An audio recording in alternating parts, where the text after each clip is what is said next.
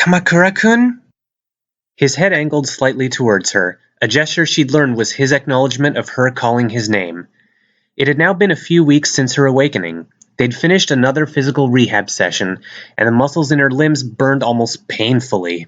But she'd managed to keep her arm firmly on the mat, which she felt absurdly proud of, and she was able to sit up without leaning on something.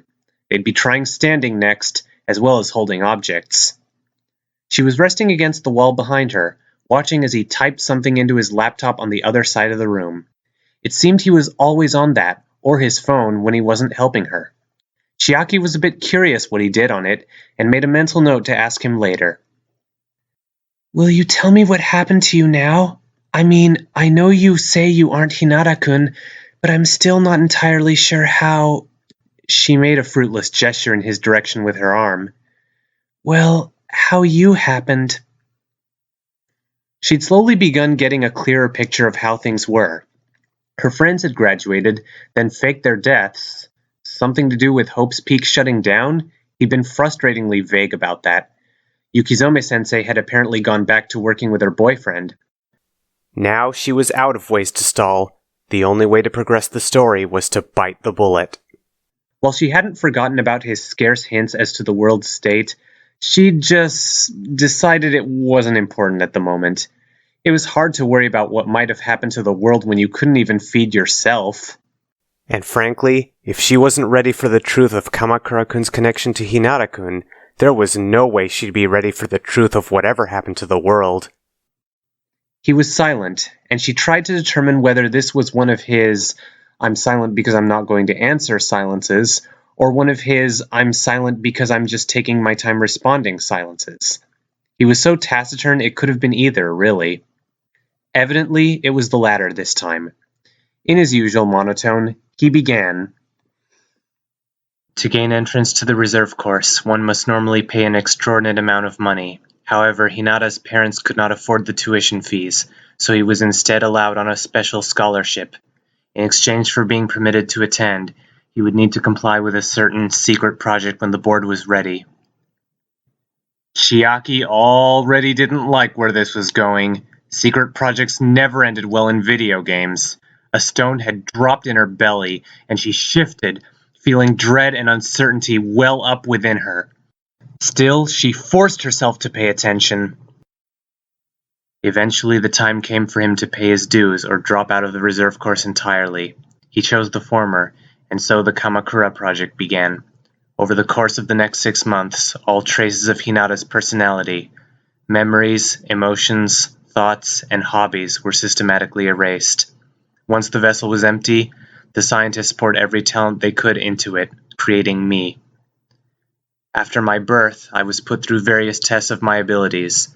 The result was as they'd expected. They had successfully manufactured a perfectly talented genius, and for one such as I, who is loved by talent, the title of Ultimate Hope and the name of the Academy's founder were bequeathed onto me. Kamakura-kun fell silent, apparently finished. Chiaki felt sick to her stomach. What he was talking about was human experimentation, lobotomy. It was something straight out of a horror game, except it was real life. She could scarcely believe her school, the school everyone looked up to, had been engaged in such activities, but there was living proof right in front of her. She brought a fist up to her mouth, holding back the bile. The last time she saw Hinata-kun, had he been ready to go meet with the board and start the project? He must have. His last words to her had practically screamed death flag, for goodness sake.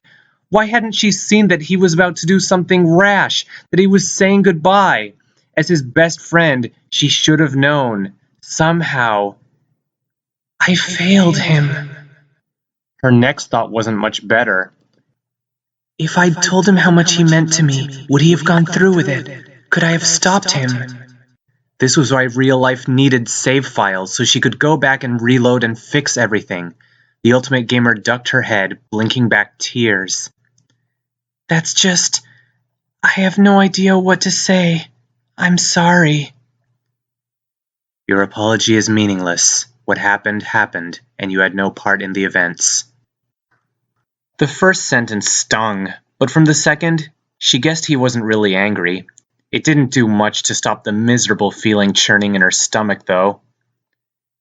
Now answer something for me. The sheer oddity of it caused her to look up. It was rare for Kamakura-kun to keep speaking. Usually she had to carry their conversations. His eyes were fixed on her. Why did you care about Hinata Hajime? Chiaki blinked.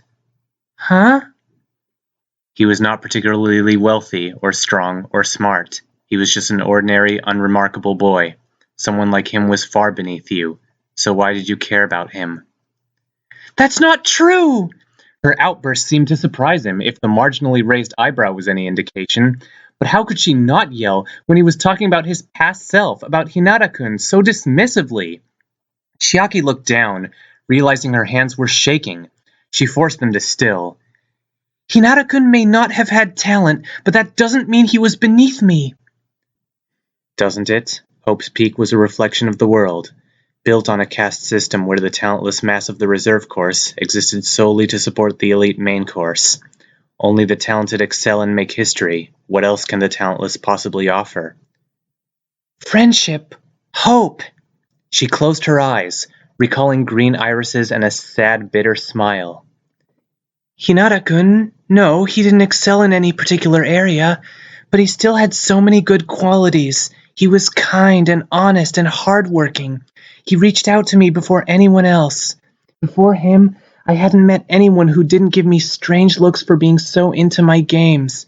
But he didn't think I was weird. He enjoyed them with me, even when he lost. He gave me hope that maybe I wouldn't have to be alone anymore. And I never told him. I'm so sorry, Hinata-kun. The man who used to be Hinata-kun seemed to be mulling over her words. Companionship, I see. Then why continue your association after you'd found companionship amongst your peers? You had no need to settle for him anymore. She frowned. It wasn't settling. That's not how friendship works. When you care about someone, you don't just abandon them as soon as you find someone quote-unquote better. Everyone has something to offer, because everyone's unique. In my experience, all people are the same. Then why did you save me? She countered. He went quiet, or, well, quieter than usual, and she realized that maybe even he didn't know. Chiaki dropped her gaze to her game girl, feeling drained. Why did you save me was one of the more pressing questions on her mind, true, a mystery she'd pondered, but hadn't yet worked up the courage to ask. She liked to think she'd have gotten around to it eventually, but she hadn't wanted it to be in that sharp tone she'd used either. I said all traces of my vessel's identity were erased, Kamakura-kun said, and her head shot back up in surprise. And that was my and my creator's original presumption, but other evidence suggests we were wrong. What do you mean? He fixed those intense red eyes on her. As I watched you bleed out, I felt a swell of emotions and a strong compulsion to act. After I investigated the reasons behind such things and concluded that, against all logic, I do retain some of my vessel's past emotions of caring for you. That is why I saved you. Chiaki felt her face heating up. A cocktail of feelings were rolling in her stomach. Surprise, happiness, embarrassment, depression. He'd said it so coldly. Of course he did, she realized with a surge of sadness. They stuffed all that talent into his head and didn't leave room for anything else. Well, there was something she could do about that. Chiaki rolled back her shoulders and held out a hand to shake, like she'd seen people in Western games do. Then, shall we be friends, Kamakura-kun? He looked at her arm, trembling as she tried to hold it up, as if it were a foreign object. I do not see the point. You will not defeat me in any activities we may partake. Being friends isn't about beating each other. It's about enjoying the time we spend together, and that can happen regardless of winning or losing. He continued to stare, and Chiaki flushed, now embarrassed by his apparent rejection of her gesture. But as the strength left her arm and it started to drop, Kamakura-kun surprised her by taking her hand in a grip neither firm nor gentle. "Very well, Nanami Chiaki," he agreed in that clipped way of his. "I shall give you the chance to surprise me yet again." End of Chapter 5.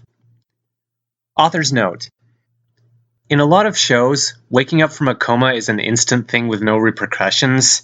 In reality, it's a painful process where you have to relearn everything. I'll tone down the needed length of time since Danganronpa tends to be a bit unrealistic. Kyoko should not have been able to walk after her near-death experience, but it's still going to be a long process. Also, if you haven't noticed, this might be a case of the slow burn. 4 chapters before they actually meet, 5 before they become friends. But the focus is on Chiaki and her getting better. She's not really in the mood for a romance right now.